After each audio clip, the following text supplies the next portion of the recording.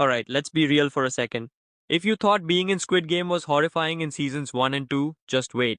Season 3 is coming, and I can't shake the thought it's going to be even worse. Like, you wouldn't even want to imagine what it's like being stuck in that nightmare.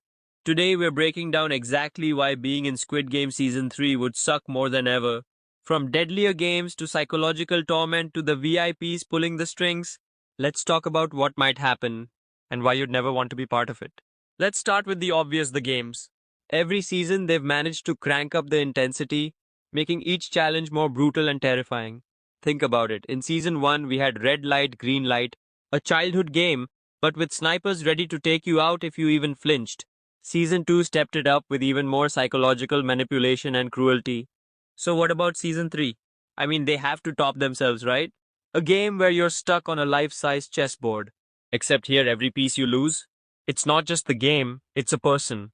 Maybe it's someone you've teamed up with, maybe it's someone you were starting to trust. Can you imagine the mental strain of being forced to make moves that could literally kill someone else while solving puzzles or escaping traps? If you thought the glass bridge was bad, imagine holding your life in the balance, literally. But let's not forget, Squid Game isn't just about the physical challenges. The real horror is in the psychological torture. Season 3 will likely turn the screws even tighter. In Season 1, we saw betrayal during the marble game, where friends had to turn on each other to survive.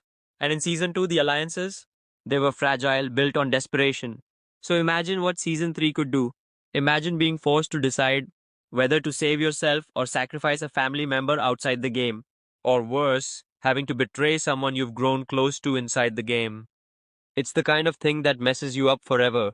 Even if you somehow survive, you're not leaving that game without some serious scars. Inside and out. Here's where things might get really twisted.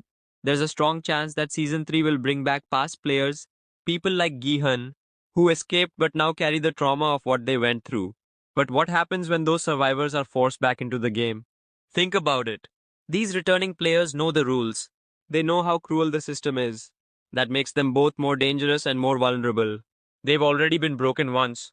Watching them fight to stay alive again would be heartbreaking for us. But for them, it's a nightmare they can't escape. And then there are the VIPs. Let's be real. These guys are the worst. In Season 3, I bet we're going to see even more of them. And that's bad news for the players. The games are already sadistic. But the VIPs don't just want blood. They want entertainment. This means the challenges will likely be designed to be even crueler, just to keep these twisted elites entertained. Imagine games that force players into humiliating or degrading situations, all for the sick pleasure of the VIPs. Even if you're not a player, you're not safe. Being a guard might seem like a way out, but don't forget, they're just as trapped in this system. In Season 3, we could see guards being punished for breaking the rules, or even being forced to play in the games themselves.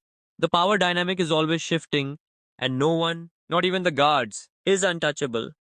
And finally, let's talk about the real power behind all this, the mastermind. In Season 3, we might finally get a look at who's really in charge of the Squid Games.